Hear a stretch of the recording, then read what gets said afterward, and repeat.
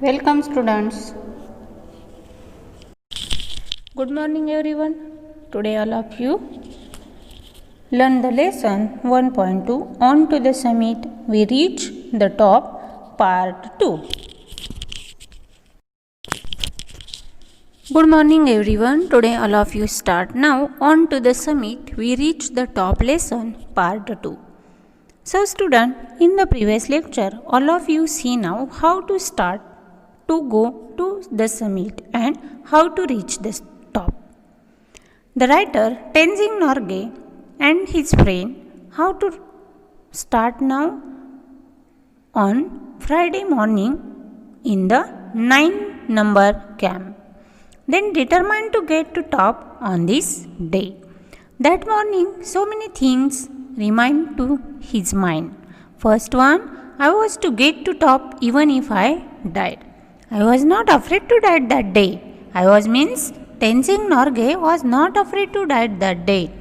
They set out early and all the way from Camp 9 to the peak we altered.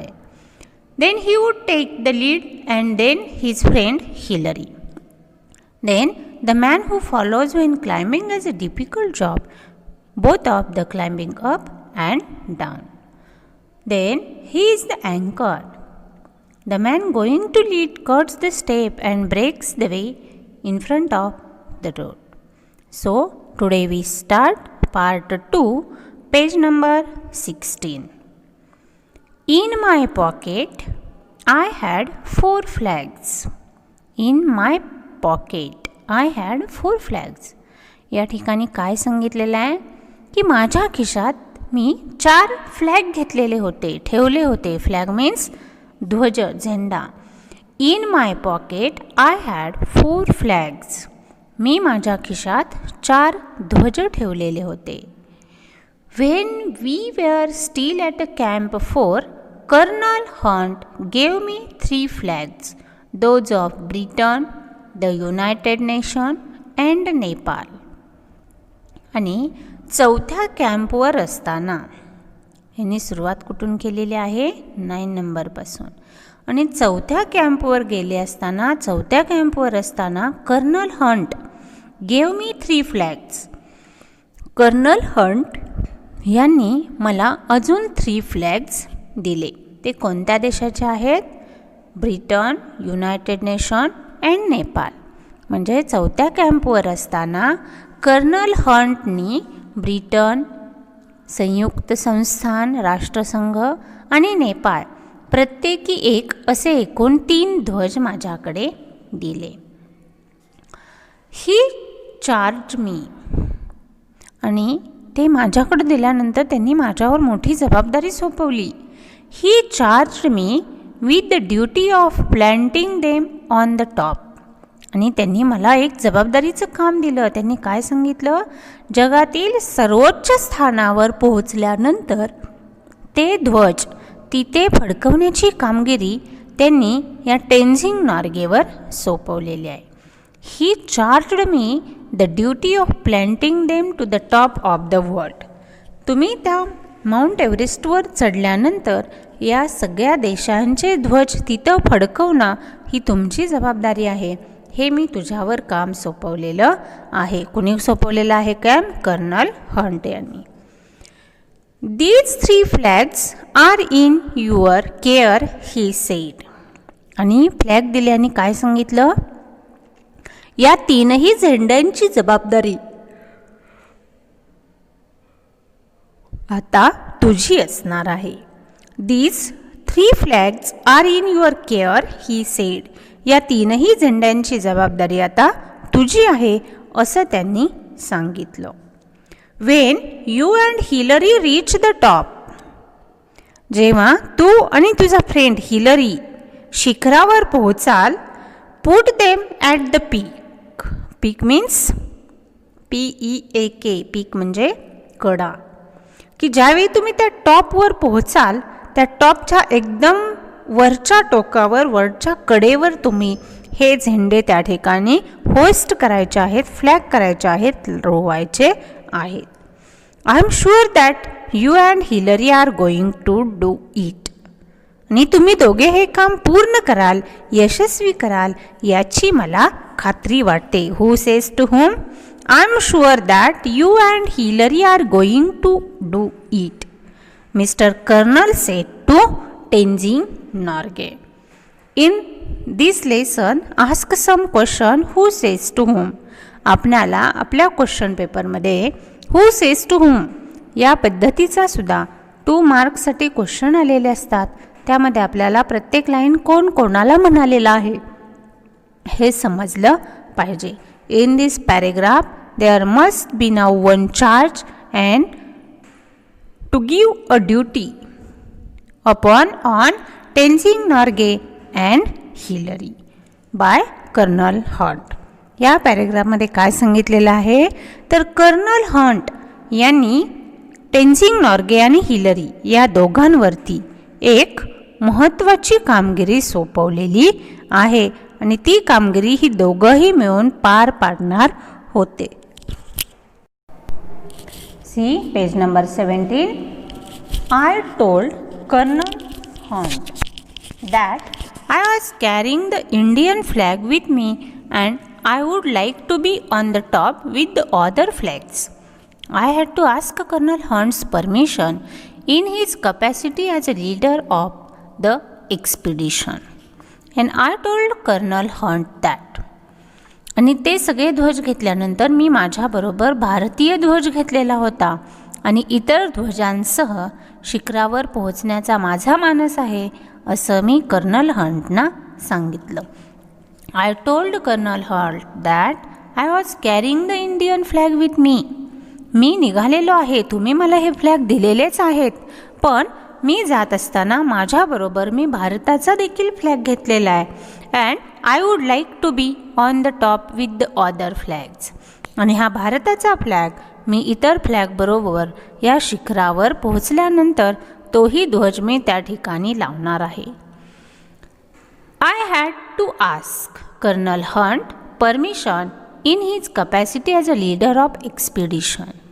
आणि या मोहिमेचं प्रमुख या अधिकाराने कर्नल हंट यांची परवानगी घेणं मला गरजेचं होतं. I had to ask colonel Hunt permission म्हणजे मी ही मोहीम आखलेली आहे, मी या मोहिमेवर असताना ते एक मोहिमेचे प्रमुख या अधिकारानं कर्नल हंट यांची परवानगी घेणं ही माझी जबाबदारी होती, ते माझं काम होतं असं या ठिकाणी टेन्झिंग नॉर्गे यांनी सांगितलेलं आहे.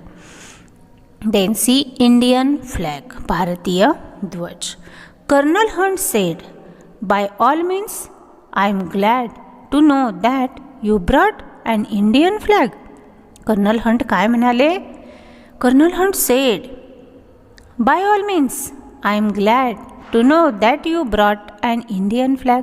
काहीच हरकत नाही, किंबहुना तू भारतीय ध्वज बरोबर घेतला आहेस हे ऐकून मी खूप ग्लॅड झालेलो आहे. Glad means happy, satisfied. मी खूप आनंदी, समाधानी झालेलो आहे. मला खूप आनंद झालेला आहे की तू तुझ्याबरोबर भारताचा फ्लॅग देखील घेतलेला आहेस. After 1 hour of steady going. Steady going मार्गक्रमण करणं, स्थिर राहणं. 1 तास स्थिर मार्गक्रमण केलेलं आहे त्यांनी. After 1 hour of steady going we cut across from the south face and started up the west side where we had to pass up a steep line of rocks. आणि सुमारे 1 तास स्थिर मार्गक्रमण केल्यानंतर काय झालं? We cut across from the south face. दक्षिण बाजूला आम्ही टर्न करून आलेलो होतो, म्हणजे दक्षिण बाजू ओलांडून. And started up the west side, दक्षिण बाजूला वळसा घालून आम्ही पश्चिम दिशेने निघालो होतो. Where we had to pass up a steep line of rocks. आणि ज्यावेळी आम्ही पश्चिम दिशेकडे निघालो, जिथून जाताना आम्हाला खडकांची एक उंच चढण पार करायची होती. कसली चढण आहे ही? Pass up a steep line rock. उंचच्या उंच अवघड असं चढण आम्हाला पश्चिम दिशेने जात असताना पार करावं लागलं. दिस वॉज स्लो अँड डिफिकल्ट. इथे मात्र आमची वाटचाल ही मंदावलेली होती, कारण खूप खडतर अवघड असा तो मार्ग होता. Once we had cleared these, आणि एकदा हा रस्ता आम्ही पार करू शकलो, there was nothing barring our way to top but a snow covered incline sloping less and less as it neared the top. आणि इथे आमची वाटचाल मंदावली व अवघड झाली. Once we had cleared these, आणि एकदा हा रस्ता आम्ही पार करू शकलो की मग कमी कमी होत जाणारी एक. We had cleared these, there was nothing barring our way to top but a snow covered incline sloping less and less as it near the top. Sloping means slanting up or down, म्हणजे चढण्याचा उतारण्याचा असलेला चढ उतार, त्या रस्त्यामध्ये येणारे चढ उतार.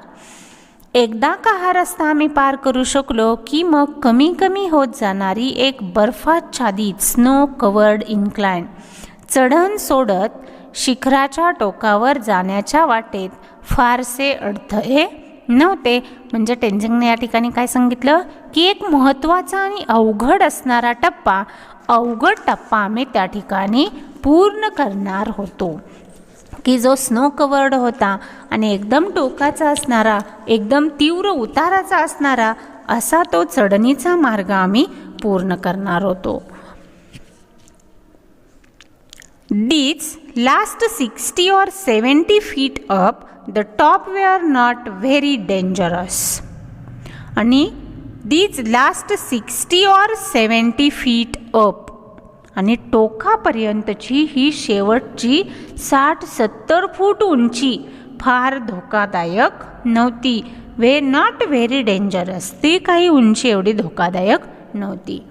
But we kept up the same steady pace, परंतु आम्ही काय केलेलं आहे, but we kept up the same steady pace, पण चालण्याची गती ही आम्ही कमी ठेवली, धीमी ठेवली, म्हणजे अगदी स्लो गतीनं, जसं आम्हाला सुटेबल होईल त्याच पद्धतीनं आम्ही चालू लागलो. And we reached the small flatten summit almost together. Summit means the highest point of a hill or a mountain, in our language कळस. आणि आम्ही त्या पर्वताचा कळस गाठण्याच्या दिशेनं मार्गक्रमण करू लागलो. And but we kept up the same steady pace, आमची चालण्याची गती आम्ही थोडी धीमी ठेवली.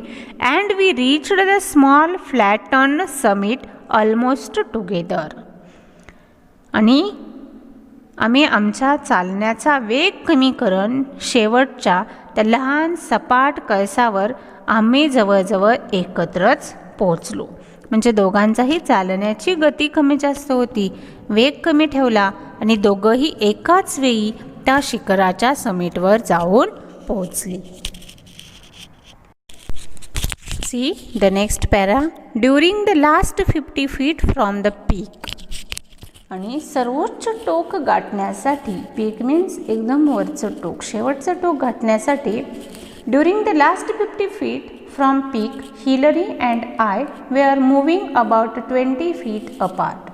म्हणजे सर्वोच्च टोक गाठण्यासाठी ते शेवटचे 50 फूट चालत असताना काय झालं, Hillary and I way R moving about 20 feet apart.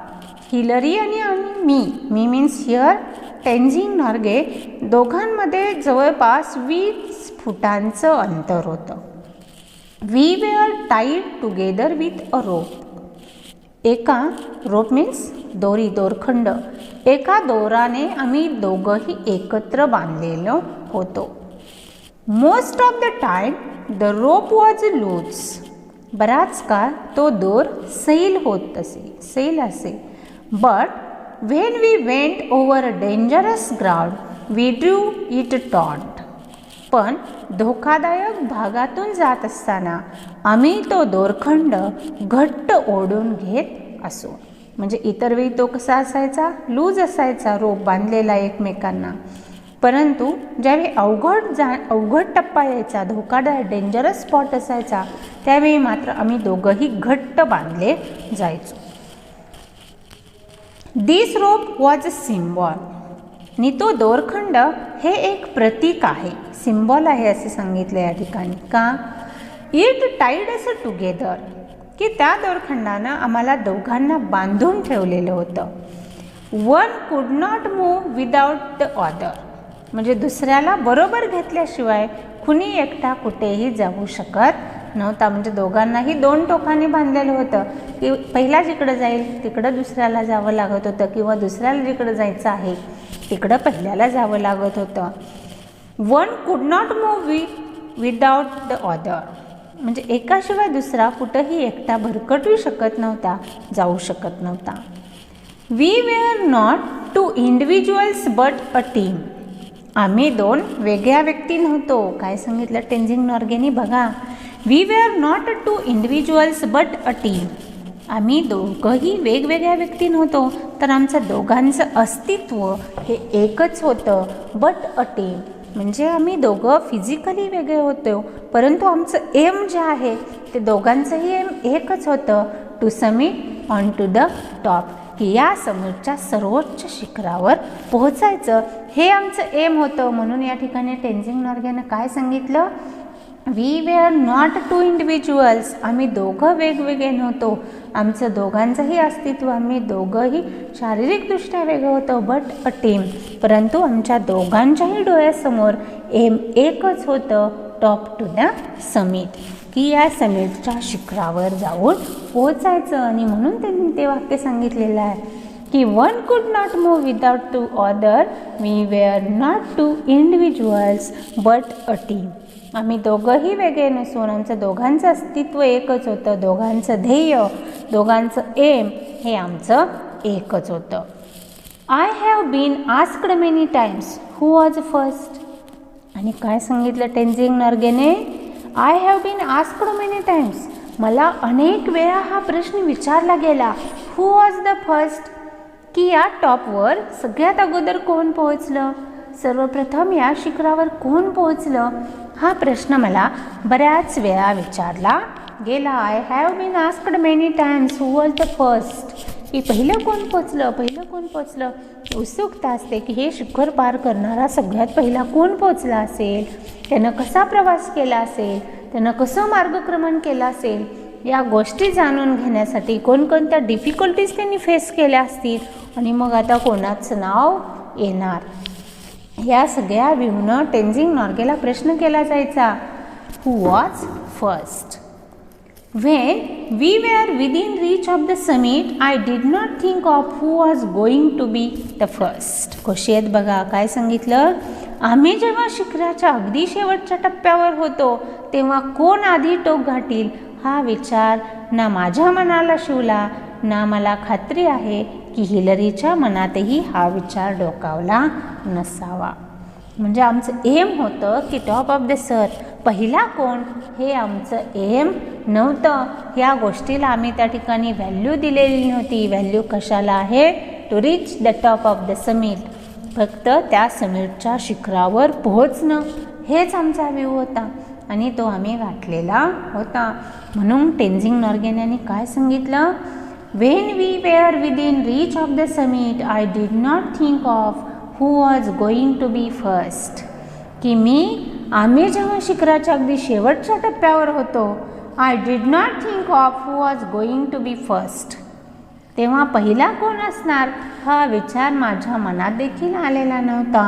And I am sure that, आणि या गोष्टीची मलाही खात्री आहे, that Hillary was not thinking that, की हा विचार हिलरीच्या मनात सुद्धा आलेला नसणार, या गोष्टीची मला खात्री आहे.